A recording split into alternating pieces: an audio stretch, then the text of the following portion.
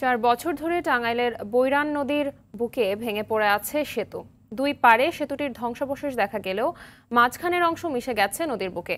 ভেঙে যাওয়া সেতুটির কারণে টাঙ্গাইলের ধনবাড়ী উপজেলার 25টি গ্রামের 50,000-এরও বেশি মানুষ চরম ভোগান্তি পোহাচ্ছে। জনপ্রতিনিধি সহ বিভিন্ন দপ্তরে যোগাযোগ করেও কোনো সুফল পাচ্ছে না এলাকাবাসী।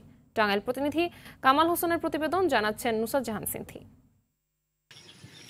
টাঙ্গাইলের বৈরান নদীর উপর নির্মিত সেতুটির কাজ শেষ হয় 2018 সালে। 2013-14 অর্থবছরে এশিয়ান উন্নয়ন ব্যাংকের অর্থায়নে এটি নির্মিত হয়েছিল।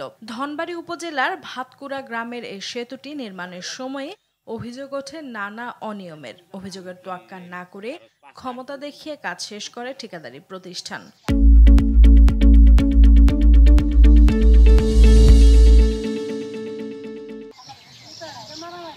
নির্মাণের বছর দেড়েক পরই সেতুটি ভেঙে পড়ে নদীতে। সেই থেকে 4 বছর ধরে যোগাযোগ ক্ষেত্রে চরম ভোগান্তি পোহাতে হচ্ছে এলাকার 25টি গ্রামের 50,000-এরও বেশি মানুষের। পাইলিংটা জুত হয়েছিল না, গাতা কুদাল দেখে আর ভেঙে ভেঙে পুরা জায়গা ওই দূরত্ব ফিরে দিয়ে থেকে গেছে। বৃষ্টিটা খুবই জরুরি প্রয়োজন।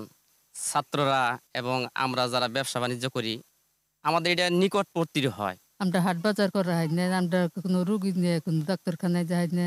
বিভিন্ন সময় স্থানীয় লোকজন, জনপ্রতিনিধি ও সরকারি দপ্তরে যোগাযোগ করেও কোনো সুফল পায়নি। ব্রিজটা ভাঙলো তখন এই জায়গায় কোনো মেম্বার, চেয়ারম্যান, উপজেলা চেয়ারম্যান এবং কোনো মাতব্বর কেউ আসলো না। সরকারের কাছে এই দাবি আমার, এখানে ব্রিজটা আপনি দিয়ে দিন তাড়াতাড়ি। এলজিইডি অফিসে বারবার যোগাযোগ করা হলেও তারা এই বিষয়ে কোনো গুরুত্ব দিচ্ছে না, বলছেন স্থানীয় জনপ্রতিনিধি।